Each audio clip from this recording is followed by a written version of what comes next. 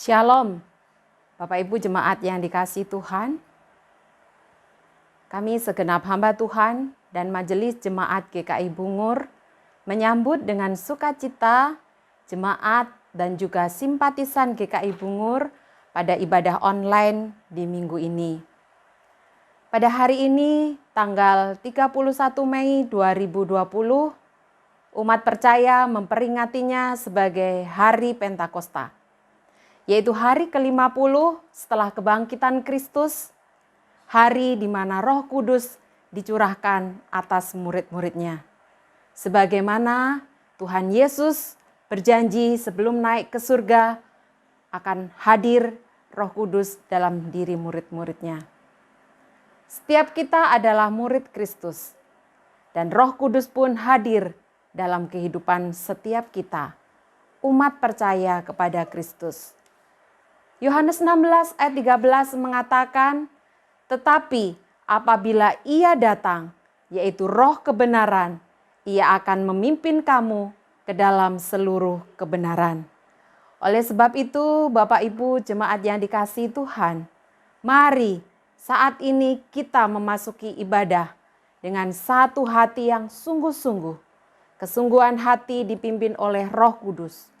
Roh Kudus akan memimpin kita untuk memahami kebenaran, sehingga melalui ibadah ini kita bisa ditegur, dikuatkan, dan bahkan juga disegarkan oleh firman Tuhan yang diajarkan, pujian yang dinyanyikan, dan juga oleh doa-doa yang dipanjatkan. Jemaat yang dikasihi Tuhan, kiranya kita semakin peka akan pimpinan Roh Kudus, akan kehadiran Roh Kudus dalam hidup kita, membawa kita kepada pengharapan. Roma 15 ayat 13, semoga Allah sumber pengharapan memenuhi kamu dengan segala sukacita, damai sejahtera dalam iman kamu, supaya oleh kekuatan Roh Kudus kamu berlimpah-limpah dalam pengharapan. Roh Kudus senantiasa menyertai kita untuk hidup dalam pengharapan. Semoga kita bisa bersaksi hidup memuliakan nama Tuhan. Selamat beribadah, selamat Minggu Pentakosta. Tuhan Yesus memberkati kita. Amin.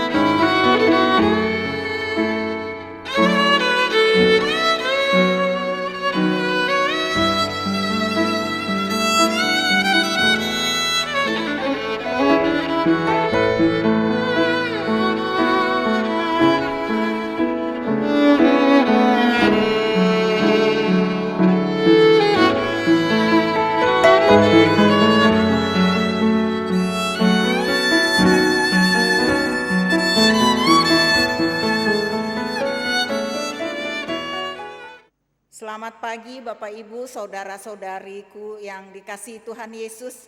Selamat hari Minggu, selamat beribadah.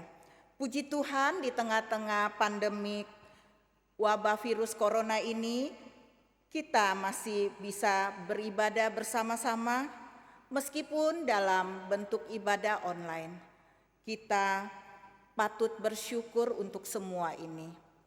Baik, sebelum memulai ibadah ini kita bersaat teduh sejenak.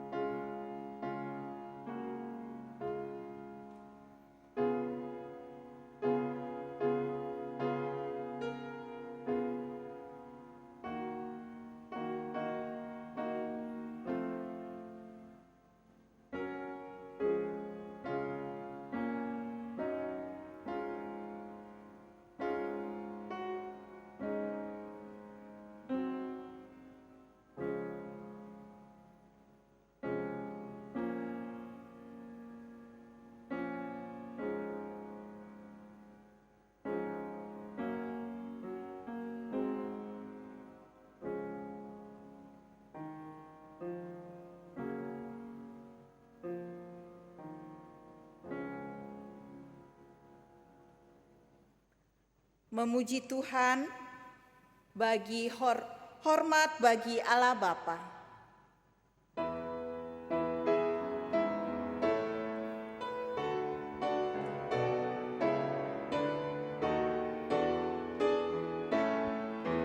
Hormat bagi Allah Bapa, hormat bagi anaknya, hormat bagi Roh penghibur, ketiganya yang esa.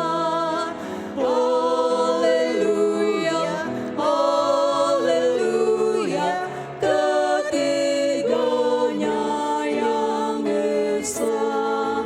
Hormat bagi Kristus Tuhan, kalam jadi manusia. Hormat bagi Raja Gereja, Juru Selamat dunia. Haleluya, haleluya, Juru Selamat dunia.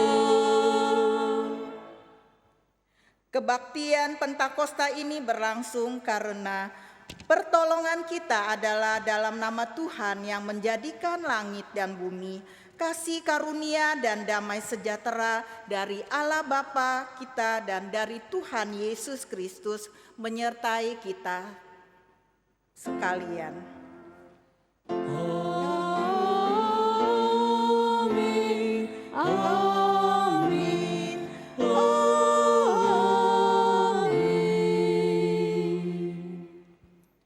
Nas pembuka diambil dari kitab Mazmur pasal 104 ayat 30 dan 31. Demikian firman Tuhan. Apabila engkau mengirim rohmu, mereka tercipta, dan engkau membaharui muka bumi, biarlah kemuliaan Tuhan tetap untuk selama-lamanya. Biarlah Tuhan bersuka cita karena perbuatan-perbuatannya. Mari Bapak Ibu, saudara-saudari sekalian, kita meresponi ayat tersebut dengan memuji Tuhan. Bangunkan jiwaku yang lesu.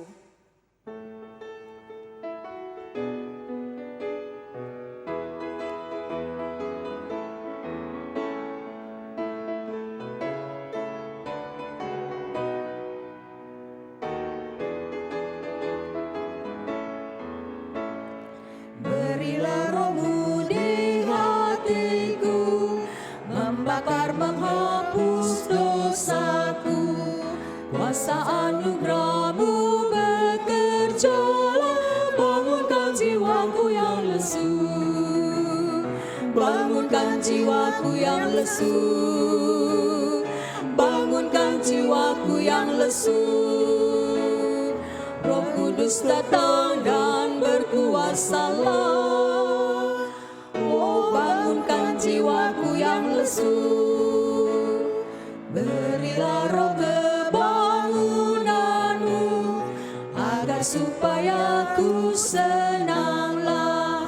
Beriku kuasa kemenangan. Oh, bangunkan jiwaku yang lesu. Bangunkan jiwaku yang lesu. Bangunkan jiwaku yang lesu. Roh Kudus datang dan berkuasalah. Oh, bangunkan jiwaku yang lesu. Mari kita memasuki pengakuan dosa.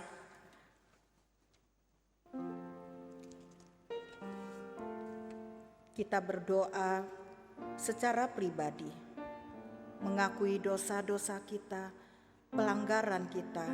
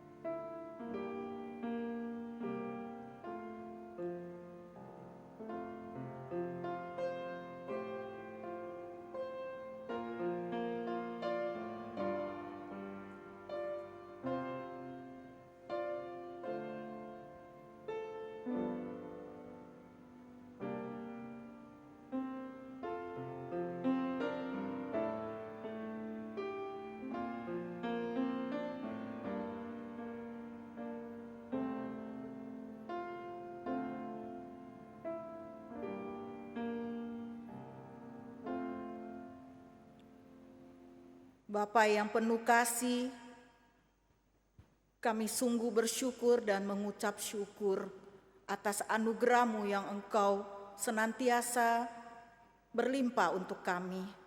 Kami bersyukur di tengah-tengah kesulitan kami, Engkau tetap mengasihi kami, memberi berkat, menganugerahkan kami untuk pagi hari ini diberi kesempatan boleh berjumpa dengan Engkau di dalam ibadah ini ya Bapa. Tuhan, saat ini kami boleh datang dengan hati yang gentar.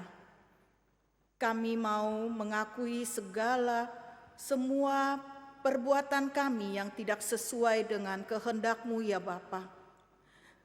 Tuhan, ampuni kami ya Bapa. Ampuni atas segala kesalahan, pelanggaran, dan dosa-dosa kami ya Bapa. Ampuni kami, seringkali juga kami mengecewakan Engkau, mendukakan Engkau ya Bapa. Ampuni kami, sehingga pada pagi hari ini kami semua dilayakkan untuk berjumpa dengan Engkau melalui firman yang disampaikan oleh hamba-Mu. Terima kasih ya Bapa yang baik, kami mengucap syukur hanya di dalam nama Tuhan Yesus Kristus. Amin. Kita menaikkan pujian penyesalan.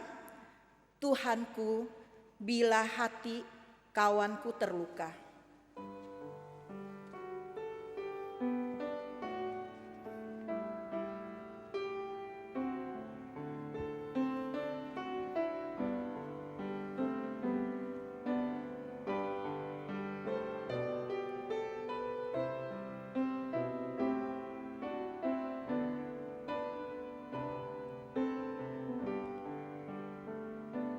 Tuhanku, bila hati kawanku terluka oleh tingkah ujarku dan kehendakku jadi panduku, ampunilah.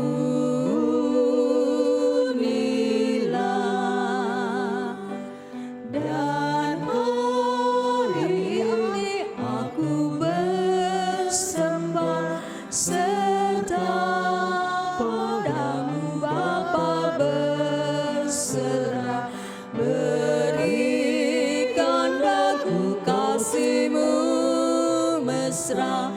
Amin, amin.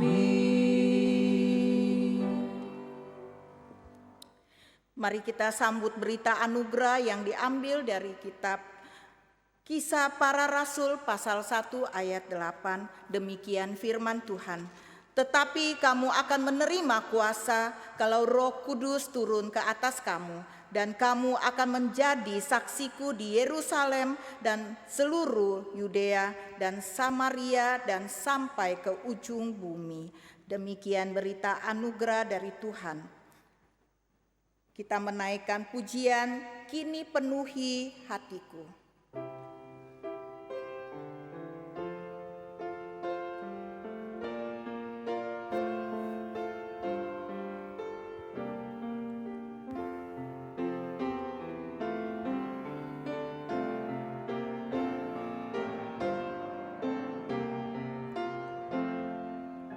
Roh Kudus penuhi daku dan sinari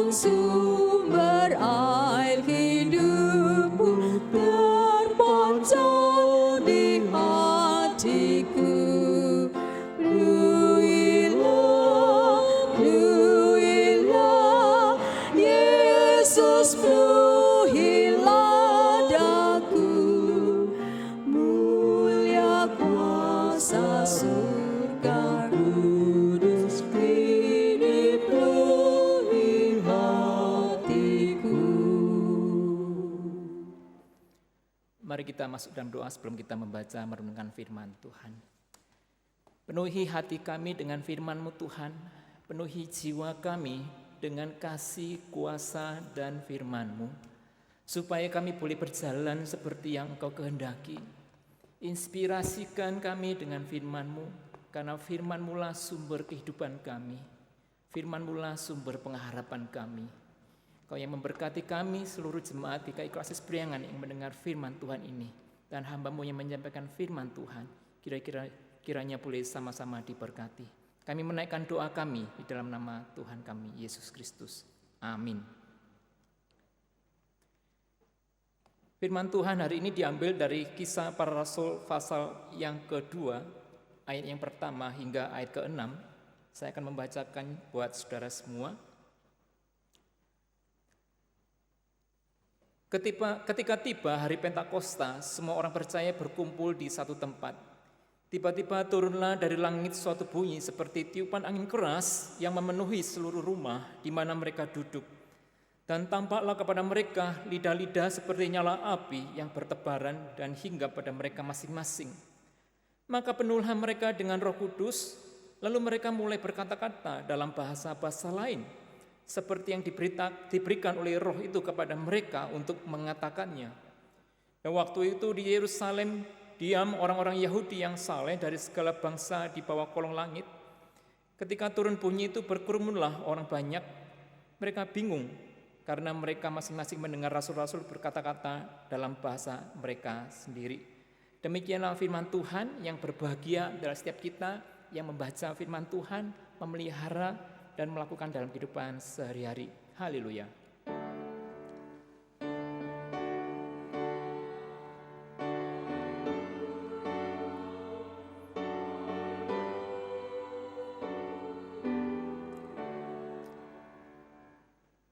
Selamat pagi saudara yang kasih Tuhan. Salam sejahtera buat kita semua. Saudaraku yang kasih Tuhan, tidak terasa sudah kurang lebih 2 bulan kita menjalankan ibadah secara online, dan beberapa hari raya gereja kita harus lakukan secara online, termasuk pada hari ini, hari Pentakosta di tahun 2020. Dan 2 bulan lamanya saudaraku yang kasih Tuhan, kita sudah mencoba menjalani sebuah kehidupan normal yang baru yang kita alami sampai hari ini.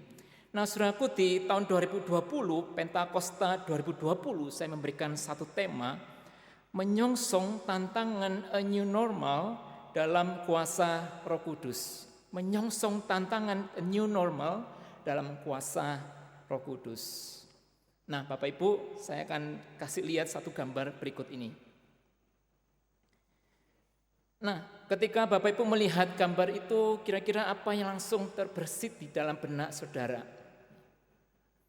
Barangkali saudara berkata, waktu sepatu warna-warni. Saya tidak menyebut mereknya, tapi saudara lihat, paling tidak ada 2 hal kalau saudara perhatikan. Yang pertama, rupanya para pelari itu bisa memakai sepasang sepatu dengan warna yang berbeda. Ya, satu kiri warna orange, kanan warna apa, dan berbeda.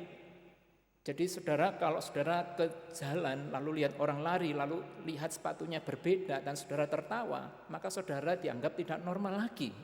Karena ternyata yang normal, sepatu boleh beda warna. Lalu kalau saudara perhatikan juga, ada pelari yang pakai sepatu warna pink. Pelari pria, saudara, bukan wanita. Jadi kalau para istri nganter suaminya cari sepatu, lalu suaminya pilih warna pink, jadi ibu-ibu tidak perlu merasa khawatir, karena ini disebut a new normal. Dan di dalam foto itu Bapak Ibu itu bukan para pelari yang amatiran, mereka adalah para pelari yang elit, yang profesional. Dan itu disebut sebagai sesuatu yang normal. Nah, saudaraku, selamat datang di dalam sebuah bentuk normal yang baru. Ini istilah yang sangat populer pada waktu belakangan ini, the new normal. Nah, saudara yang kasih Tuhan, the new normal itu adalah sebuah respons atas perubahan lingkungan. Konteks hidup yang selalu berubah dari zaman ke zaman dari waktu ke waktu membuat manusia harus memberikan respon yang baru, dan respon yang baru inilah disebut the new normal. Dulu TV yang normal tuh TV-nya kan gendut-gendut ya saudara, tambun-tambun. Nah TV yang normal sekarang kan tipis-tipis ya, six pack semua, besar layarnya tapi langsing. Ini TV yang normal. Dulu handphone yang normal adalah handphone yang dipakai untuk telepon dan ber-SMS ria. Tapi sekarang handphone normalnya bisa dipakai main game, transaksi, belanja, dan lain-lain. Dulu orang bicara tentang uang, normalnya adalah fisik, ada kertas dan ada koin. Tapi sekarang udah bukan zamannya. Barangkali saya sampai sekarang berpikir bahwa sekarang uang itu hanya sebenarnya perpindahan angka, ya, perpindahan angka dari satu akun ke akun yang lain. Itu normal sekarang.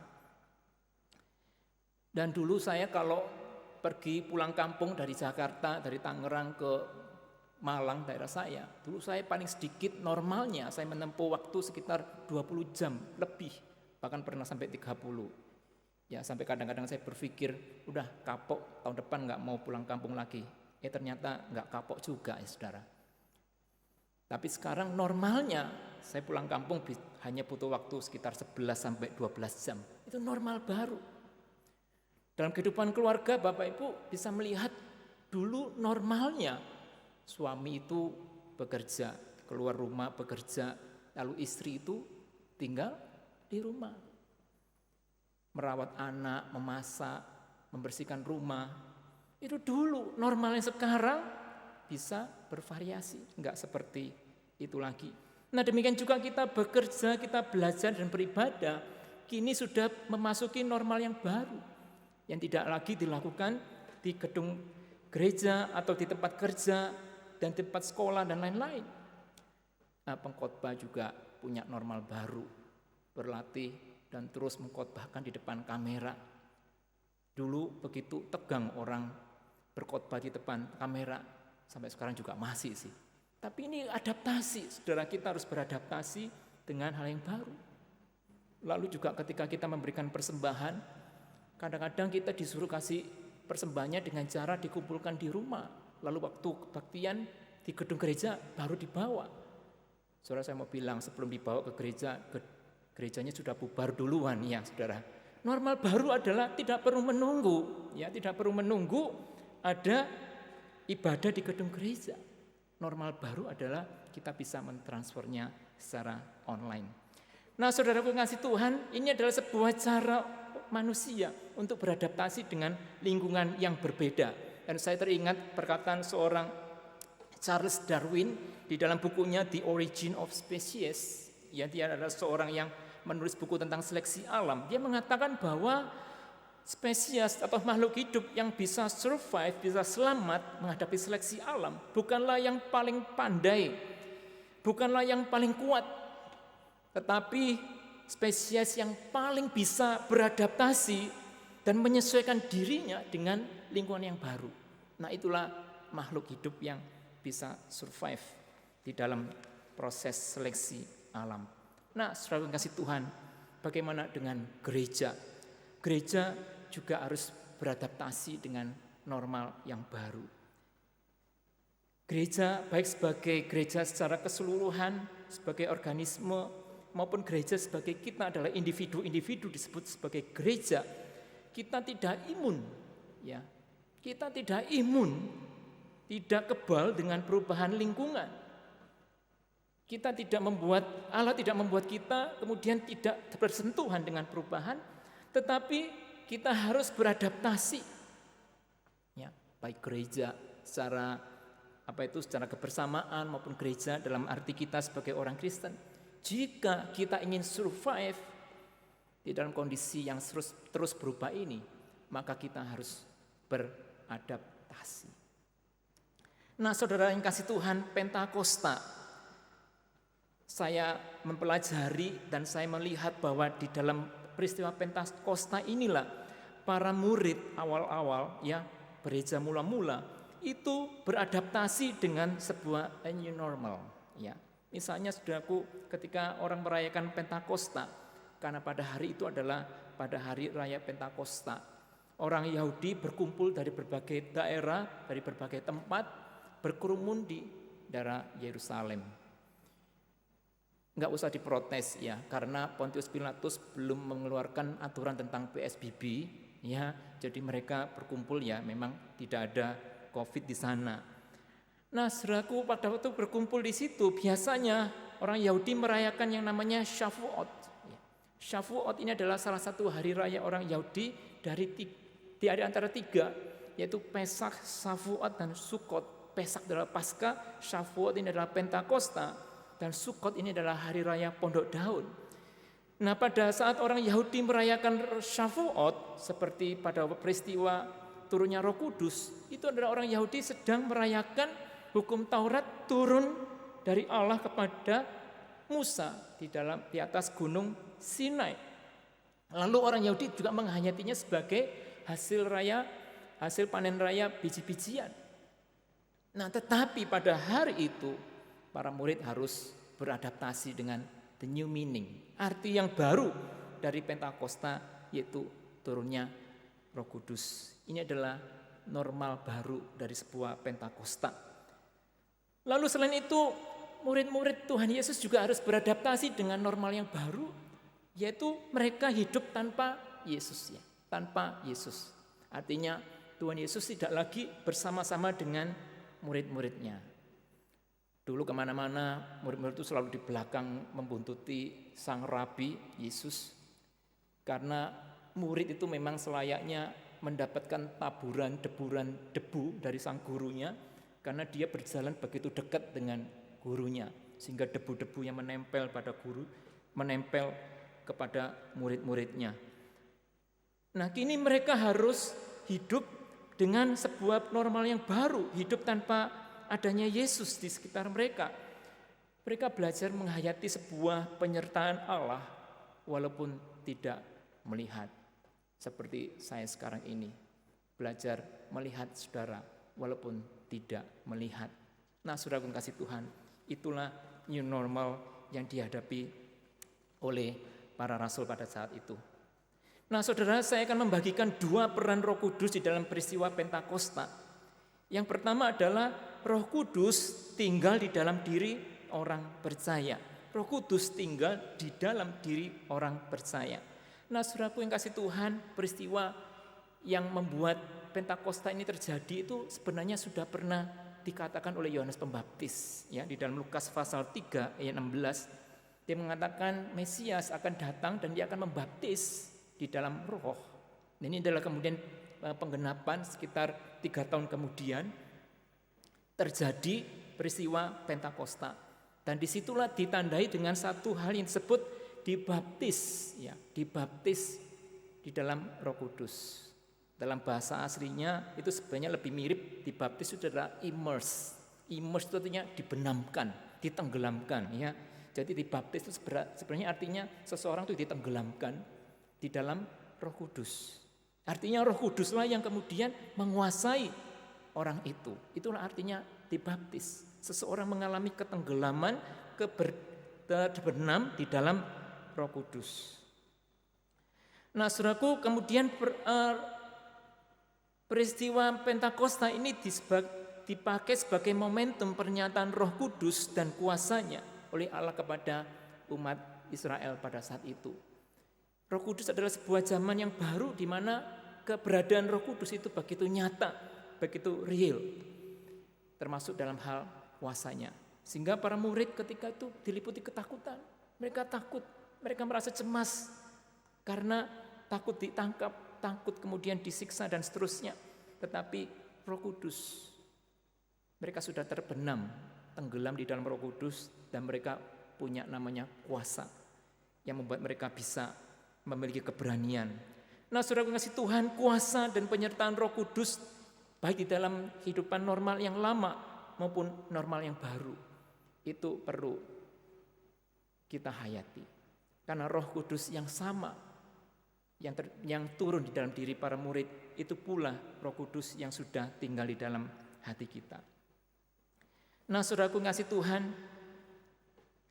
Kita tahu bahwa pada saat ini pandemi COVID-19 ini saudara telah berhasil membangkitkan rasa khawatir, rasa takut dan cemas bagi banyak orang.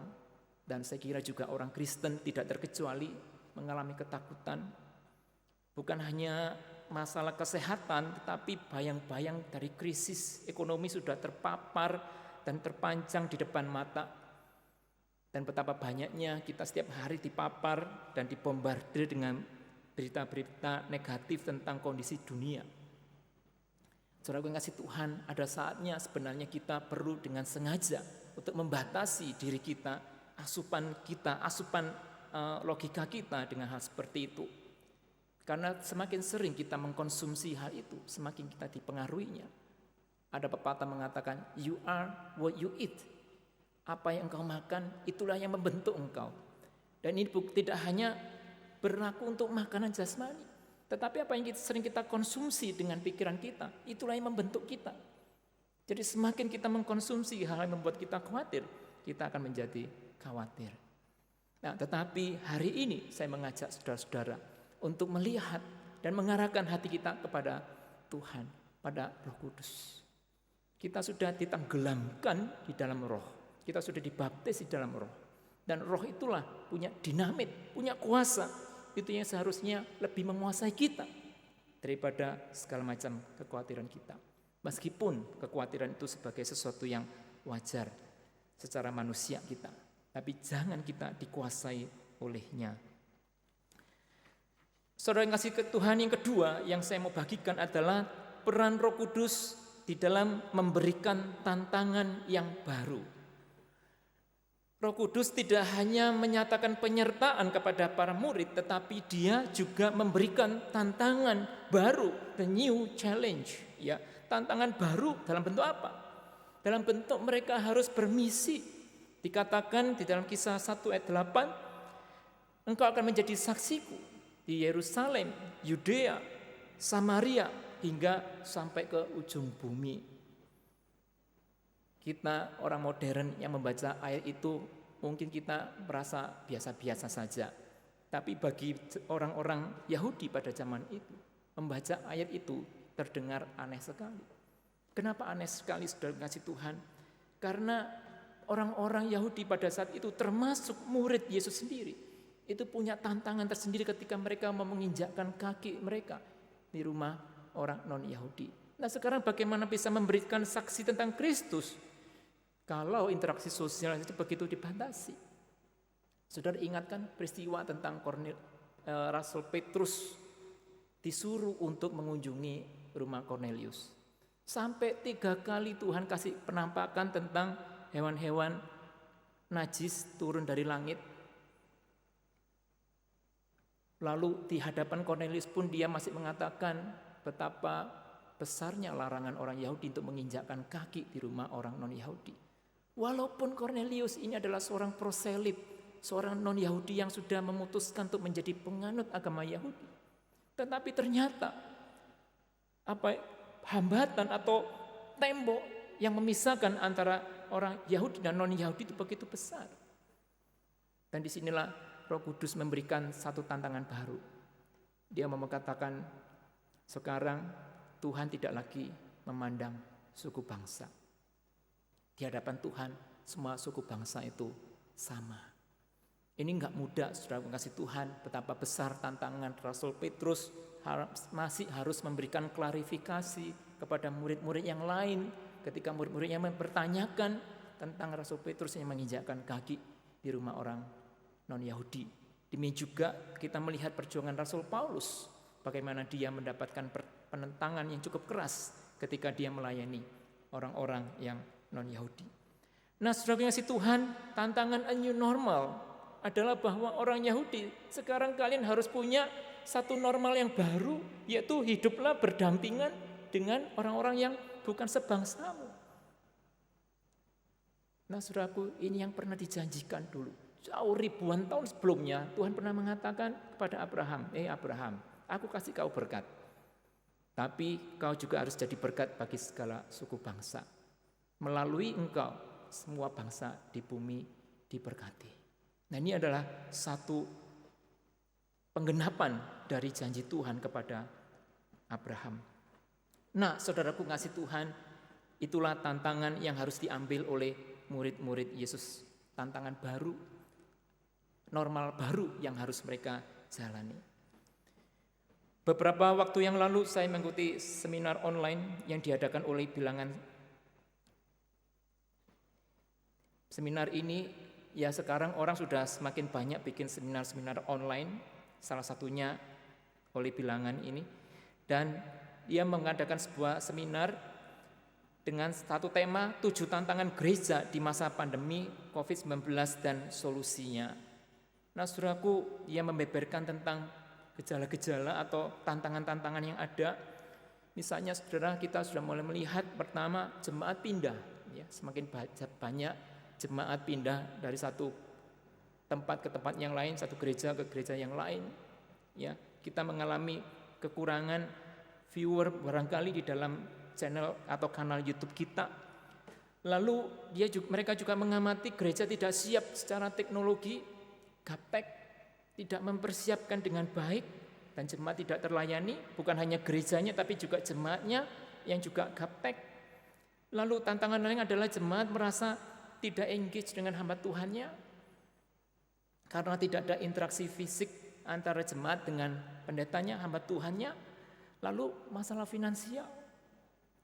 Pada waktu itu diadakan langsung survei dan dikatakan kalau kondisi pandemi ini terus berlangsung selama di bawah nggak sampai 6 bulan, maka gereja udah nggak bisa memenuhi lagi kebutuhan finansialnya. Lalu kemudian sekolah minggu terabaikan, orang pada mikirin kebaktian untuk dewasa, lalu pelayanan anak-anak terabaikan, lalu penginjilan tidak lagi juga menjadi prioritas. Lalu ada lagi tantangan bahwa sebagian hamba Tuhan merasa tidak dibutuhkan. Ya. Para juantau, lalu orang-orang yang juga sebagian yang mengalami kelemahan di dalam hal teknologi. Ini mengalami dikatakan sampai ada semacam krisis kepercayaan diri. Nah, saudaraku yang kasih Tuhan, ini tantangan yang dialami oleh gereja sebagai orang-orang percaya. Dan bukan hanya itu, saudara, kita juga sebagai individu-individu, kita bikin bisnis, jalankan usaha, juga mengalami tantangan. Nah, seperti tadi saya katakan, Tuhan tidak membuat kita itu kebal dengan berbagai macam pandemi yang ada di sekitar kita. Tapi Tuhan memberikan kita Roh Kudus, kuasa untuk kita menjalani tantangan baru, normal baru. Jadi saudaraku yang kasih Tuhan, sebagai umat Tuhan, kita tidak bisa hanya duduk-duduk lalu hanya sekedar lalu berdoa minta Tuhan menolong kita. Tidak. Tuhan juga meminta kita, yuk ini ada tantangan nih. Jangan hanya duduk diam nih, ayo kerja dong, ayo mikir dong. Supaya bisa beradaptasi dengan lingkungan yang baru. Jangan sampai kemudian kita menyalahkan Tuhan, lu kenapa aku mengalami begini, gerejaku begini. Karena apa? Karena kita tidak mengerjakan bagian kita, mengambil tantangan itu untuk menjalani sebuah normal baru yang Tuhan izinkan terjadi dalam hidup kita. Nah, jemaat Tuhan, ini dikasih Tuhan. Pentakosta 2020 adalah sebuah Pentakosta yang unik. Karena di hadapan kita ada sebuah new normal. Tetapi kita harus meyakini saudara ngasih Tuhan, memang tantangannya besar. Memang hambatannya besar. Tapi kita punya Roh Kudus. Pentakosta ini mengingatkan kita bahwa kita tidak sendiri. You are not alone. We are not alone. Kita punya Tuhan dan Tuhan bisa memakai sesama kita untuk kita bisa menyongsong the new normal ini dengan baik. Nah, kiranya Tuhan memberkati kita. Mari kita masuk dalam doa. Sekalian nanti kita akan doa syafaat dan kita akhiri dengan menaikkan doa Bapa kami.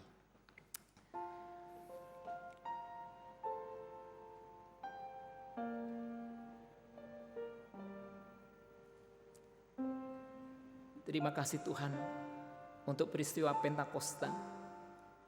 Mengingatkan kami bahwa kami tidaklah sendirian. Bahwa kami punya Roh Kudus. Dan Engkau mau membaptis kami dan kami tenggelam di dalam-Mu. kuasa-Mu Tuhan. Itu yang kami andalkan ketika kami menjalani kehidupan normal yang baru.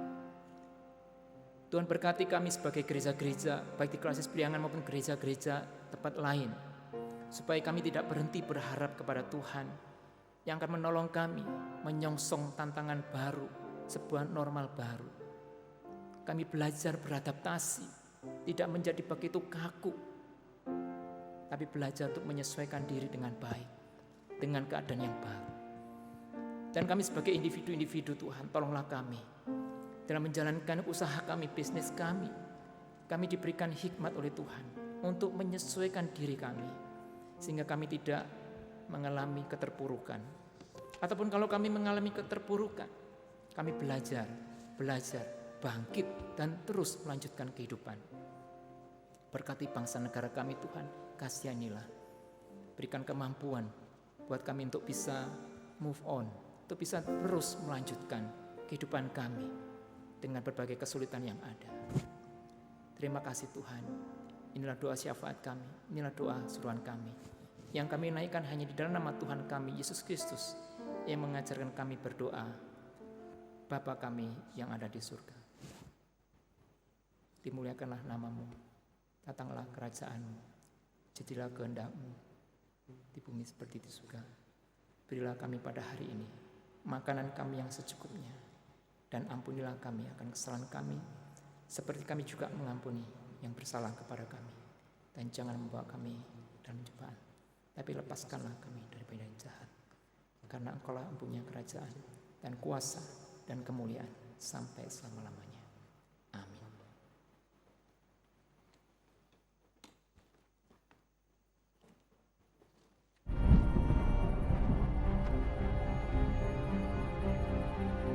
You will be my witnesses in Jerusalem and in all Judea and Samaria and to the ends of the earth.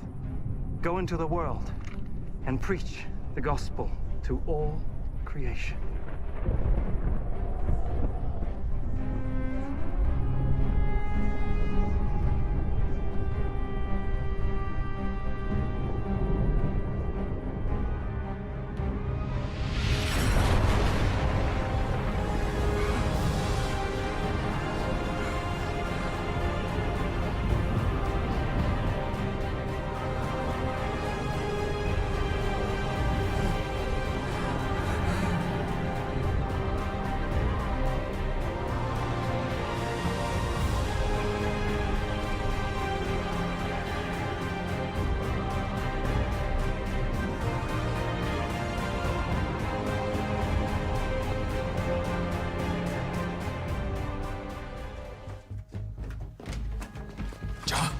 Wake up, all of you.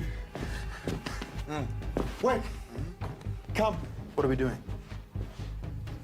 We're praying.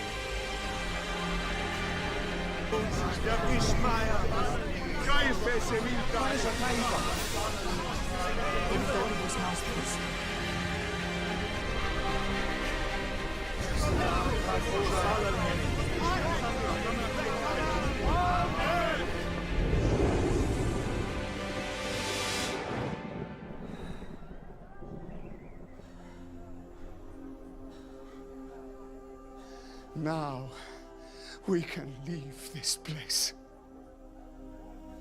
Now spread His word. Pengakuan iman rasuli Marilah kita bersama dengan umat Allah di masa lalu, masa kini dan masa depan, mengingat pengakuan pada baptisan kita menurut pengakuan iman rasuli. Aku percaya kepada Allah, Bapa yang Maha Kuasa, Khalik langit dan bumi, dan kepada Yesus Kristus, Anaknya yang tunggal, Tuhan kita, yang dikandung dari Roh Kudus, lahir dari anak darah Maria, yang menderita sengsara di bawah pemerintahan Pontius Pilatus, disalibkan, mati, dan dikuburkan, turun ke dalam kerajaan maut. Pada hari yang ketiga, bangkit pula dari antara orang mati, naik ke surga, duduk di sebelah kanan Allah Bapa yang Maha Kuasa, dan dari sana ia akan datang untuk menghakimi orang yang hidup dan yang mati. Aku percaya kepada Roh Kudus, gereja yang kudus dan am, persekutuan orang kudus, pengampunan dosa, kebangkitan orang mati, dan hidup yang kekal. Amin.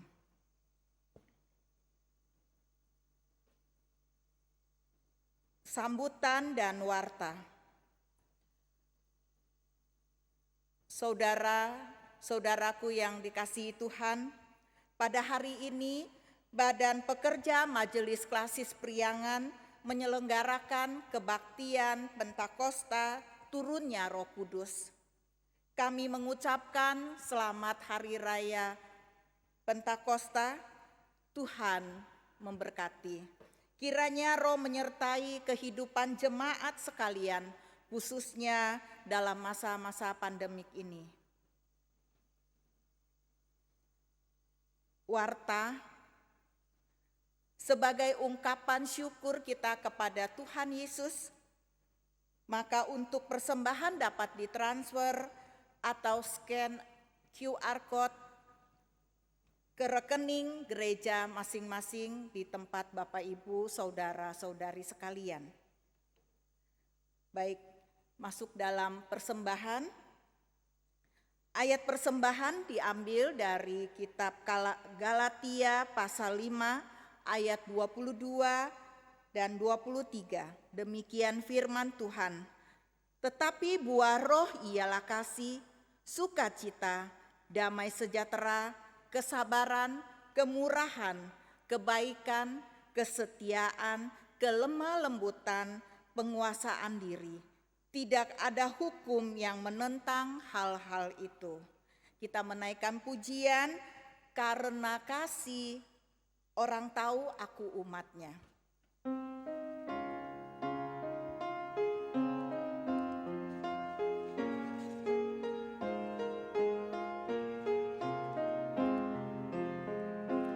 Kita bersatu di dalam Roh Tuhanku.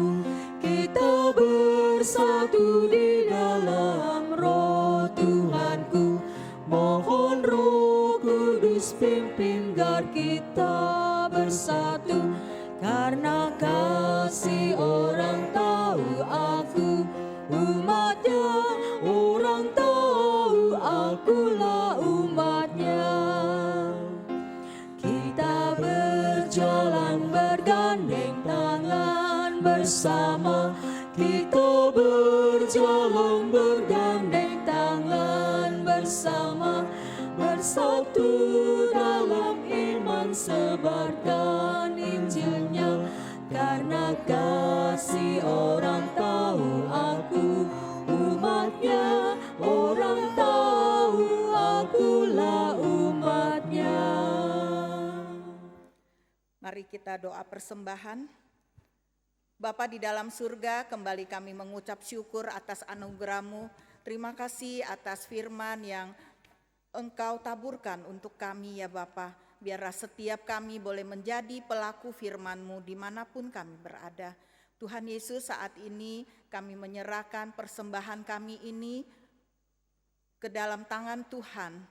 Terima kasih ya Bapa atas kesempatan yang Tuhan berikan untuk kami boleh memberi persembahan ini. Sesungguhnya kami memberikan tidak seberapa apa yang Engkau berikan untuk kami. Kami sangat bersyukur ya Bapa atas penyertaan-Mu, terus untuk kami. Terima kasih ya Bapa, pada kesempatan ini kami menyerahkan persembahan ini ke dalam tangan kuasa-Mu, hanya di dalam nama Tuhan Yesus Kristus. Amin. Doxologi.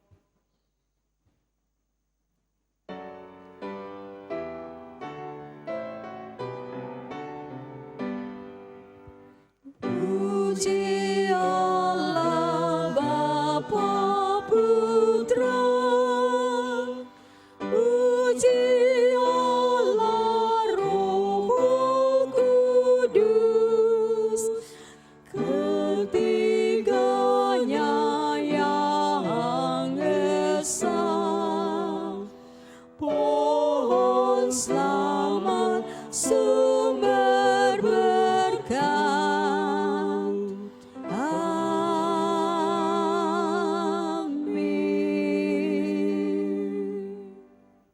Jemaat ini kasih Tuhan, kini tiba saatnya kita mengakhiri ibadah kita dan kita melayani Tuhan dimanapun Tuhan tempatkan kita, dan terimalah berkat-Nya.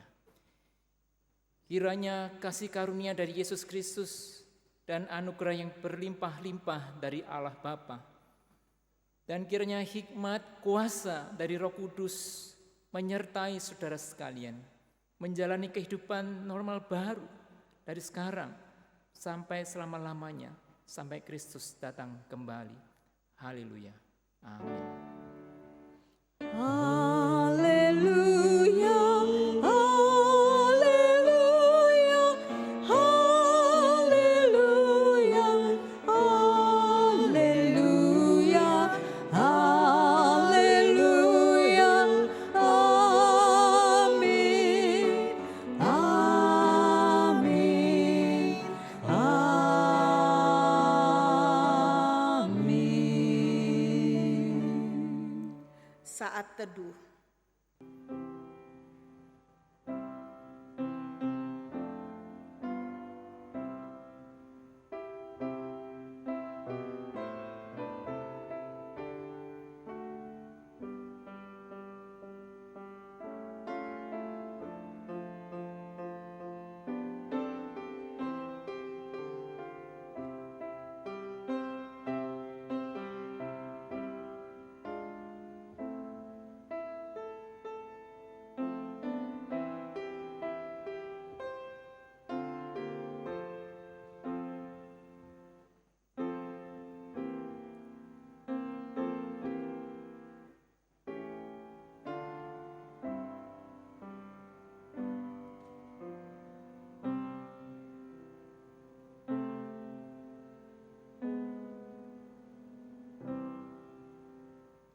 Kebaktian selesai. Tuhan Yesus memberkati Bapak, Ibu, saudara-saudari sekalian.